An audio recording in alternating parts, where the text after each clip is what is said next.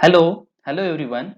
I welcomes you all in the first lecture of Physical Organic Chemistry from your MSc Part 1 syllabus of Organic Chemistry Paper 3.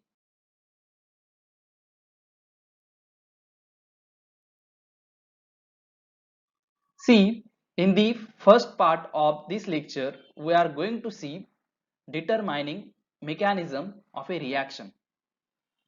So reaction how mechanism of reaction is determined, what are the ways by which we can determine the mechanism of a reaction.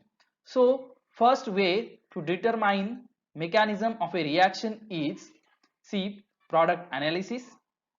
Second way is what, use of isotope, that is kinetic isotope effect, which include primary and secondary kinetic isotope effect. Third way to determine mechanism of reaction is what, detection and trapping of intermediate. Fourth way is what, crossover experiment. And fifth way is what, stereochemical evidence. Okay, so we will see one by one this topic, that is product analysis, use of isotope, detection and trapping of intermediate, crossover experiment and stereochemical evidence. So these are the aspects, okay, these are the ways by which we can determine the mechanism of a reaction, how organic reaction is taking place. Okay, so how it's happen, what is the mechanism. So this can be discussed, this can be point out by the different ways. This we have to discuss in this lecture. Okay, so first we will discuss in this lecture, that is product analysis. Okay, let us see. So see here, in product analysis we have to discuss how analysis of product is used to determine the mechanism of a reaction. In product analysis, we have to see how analysis of product is utilized or used to determine the mechanism of reaction. That means how we can discover the mechanism of a reaction by doing analysis of product. This is what we have to see in this point. See, isolation of product and its elucidation. Isolation of product and its elucidation is important to know the mechanism of a reaction. That means we have to isolate a product, okay, and we have to elucidate it. Okay, we have to isolate a product and we have to elucidate its structure. Okay, that means what the product is formed from that reaction, that we have to understood. Okay, that we have to carry out. So see here, we are going we are having a example, that is here triphenyl methyl chloride. When we are going to react a triphenyl methyl chloride with silver cation, with what, Ag plus. When we will react a triphenyl methyl chloride with what, silver cation, so what we will get, we will get a triphenyl methyl radical. What we will get, triphenyl methyl radical. See, when we will react triphenyl methyl chloride with what, silver cation. Okay, what we will get, a triphenyl methyl radical. Okay, when we will react 2 moles of triphenyl methyl chloride with silver cation, we will get 2 moles of triphenyl methyl radical. Now it just what we can think, that the radical is formed from this reaction. Okay, triphenyl methyl radical are formed from this reaction. They will just what, these two radical will get combined. Okay, these two radical will get combined, this we can assume. Okay, this we can assume that these two radical will get combined to get a dimer, product, that is what, hexaphenyl ethane dimerized product. Hexaphenyl ethane, a dimerized product. This we can assume that this product is formed from this reaction. Okay, that is triphenyl methyl chloride on reaction with what, silver cation, that is silver, okay, cation gives yellow triphenyl methyl radical. it readily forms a colorless dimer. It readily forms a colorless dimer, which was reasonably enough.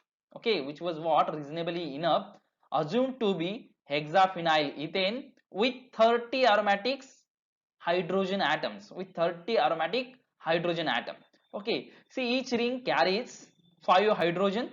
Okay, so there are 6 aromatic rings, 6 phenyl rings.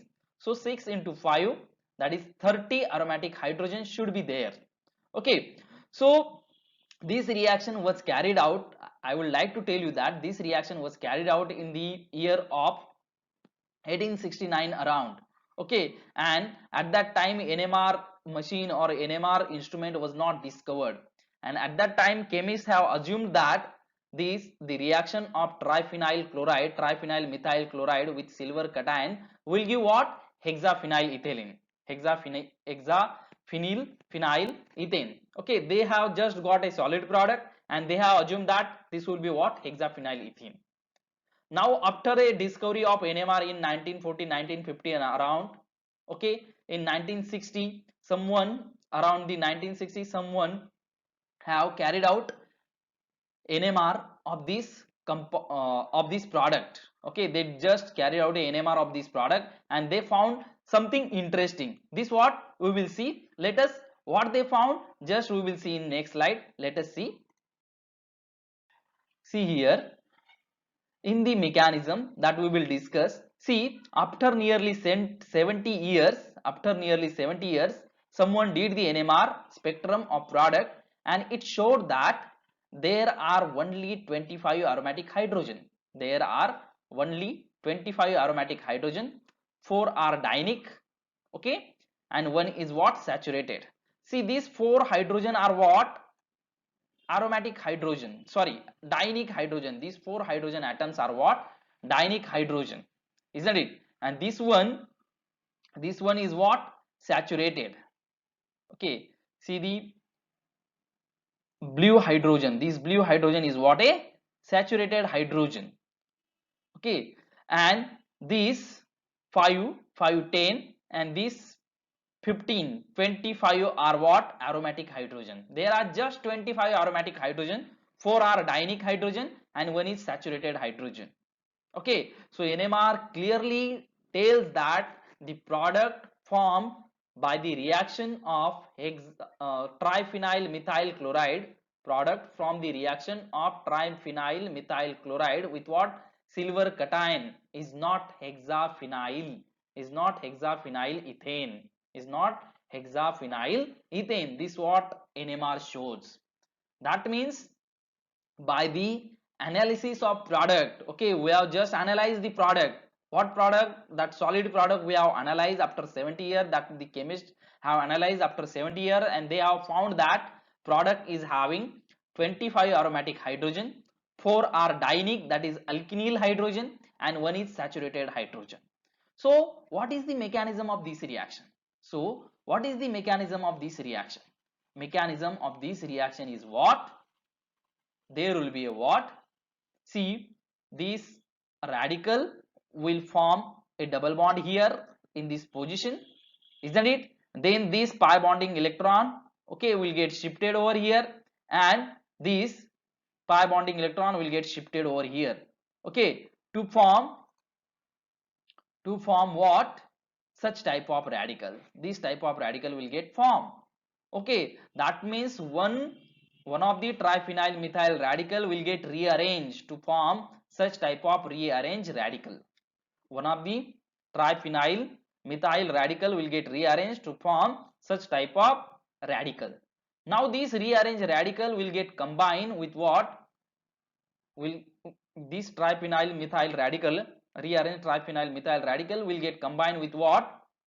Another triphenyl methyl radical will get combined with what? Another triphenyl methyl radical. In this way there will be a formation of this bond. Okay, there will be a formation of this blue bond, isn't it? This blue bond, new bond. Okay, so this product that is this product indicates that the mechanism of reaction is like this. Okay, this product indicates that the mechanism of reaction is like this. Other ways what we have assumed that there is just formation of hexaphenyl ethane. Okay, suppose if NMR machine or NMR instrument was not there in the 1960 1970, okay, so chemists have assumed that there is just formation of hexaphenyl ethane. So in this way we can say that analysis of product discovers how the reaction is proceeds. Okay, how the reaction was proceeds, what is the mechanism of reaction. Okay, so this is what we have to say from these two slide. Okay, so how product analysis is useful in determining the mechanism of reaction. Okay, now let us see one more example of product analysis in next slide. Just see.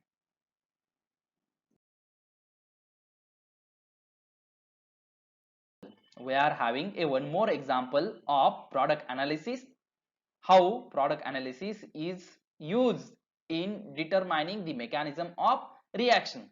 So see here in the second example, the reaction of parachlorotoluene with sodamide, the reaction of parachlorotoluene with what? Sodamide, that is NaNH2 in liquid ammonia gives not only paratoluidine, but also it gives metatoluidine, that is unexpected product. See here, this is what parachlorotoluidine. This is what parachlorotoluidine. When we will react this parachlorotoluidine with what? Sodamide in liquid ammonia, it should give what? It should give just this product, only this product, that is paratoluidine.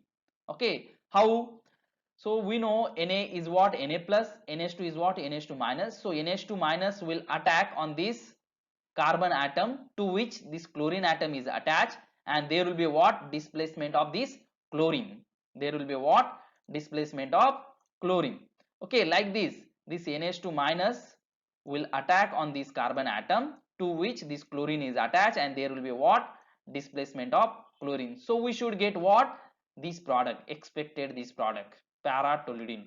But what we can say, we are also getting unexpected product, metatoluidine. We are also getting what? Unexpected product, metatoluidine. So from this metatoluidine we can conclude that by the analysis of this metatoluidine or by the analysis of product, we can conclude that mechanism is not like that. Mechanism is not just like that. There is what? Simple aromatic nucleophilic substitution. Okay, there is some different mechanism is operating in this reaction.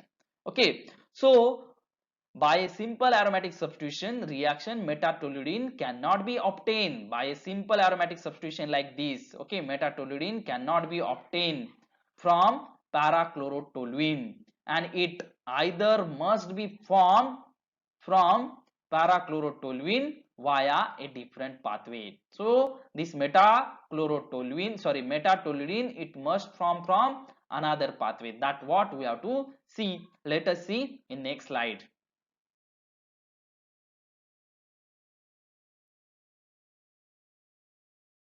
Let us see the mechanism of this reaction when we are having a parachlorotoluene or a parabromotoluene. Okay, such type of substrate, and we are reacting parabromotoluene or a parachlorotoluene with sodamide. With what? Sodamide, that is NaNH2 in liquid ammonia. See what will happen. There will be a reaction of this parabromotoluene or a parachlorotoluene with what? Sodamide in liquid ammonia, and there is formation of such type of benzene intermediate. There is formation of what? Such type of benzene intermediate. Okay, so see how this benzene intermediate is formed. Okay, let us see. See, there is what? Proton present here adjacent to this halogen atom. So this proton will get abstracted by what? Sodamide. Okay, NH2 minus will abstract this proton, and there will be a what? Formation of carbanion. There will be what? Formation of carbanion. See, initially this sodamide is what? Acting as a base, and it will abstract this proton, and there will be what? Formation of carbanion, isn't it? So there will be what? Formation of carbanion, and that carbanion will displace this bromine atom. That carbanion will displace what? This bromine atom. Okay, when that carbanion will displace this bromine atom, then there is what? Formation of benzene intermediate. Then there is what? Formation of this benzene intermediate. Now this benzene intermediate is having two sides. One is this, okay, so, and this one, second one is this is what? A ipso attack. This will what? Will be a ipso attack, and this will be what? Sign substitution. Okay, this will be what? Ipso product. This will what? Ipso product, that is form. Ipso means what? In a substrate, the leaving group is present at this position to which the nucleophile is attached. So this is what? Ipso product. Okay, now see, this benzene intermediate is symmetrical. So I mean to say what? Both these carbon atom of triple bond have equal chance to get attacked by a nucleophile NH2 minus. Okay, hence we will get what? 50-50% product of meta-toluidine and para-toluidine, isn't it? So when we will carry out here, what I have to say, when we will carry out a analysis of product, okay, so we have found that there is formation of para-toluidine and also meta-toluidine. So by analyzing that meta-toluidine product, we can say that there is not a direct substitution reaction. There is not a direct substitution reaction. There is not a direct aromatic nucleophilic substitution reaction. There is something different. Okay, mechanism is something different. Okay, so we can interpret that, we can demonstrate that the mechanism will be like this. Okay, there will be a what? Dehydrohalogenation. Okay, this NH2 minus will abstract this proton, and then there is formation of carbanion. That carbanion will knock out this bromine, that is a leaving group, or a chlorine atom, that is a leaving group, and there will be a what? Formation of benzene intermediate. Now that benzene intermediate will get attacked by what? A amide ion. Okay, amide ion, and there will be a what? Formation of this para product and meta product. Okay, so in this way product analysis is useful. Product analysis is useful determining the mechanism of a reaction. Okay, this is what we have to see here in this lecture. Okay, so how product analysis is useful in determining the mechanism of reaction. Okay, so we will stop here. Thank you very much. Thank you.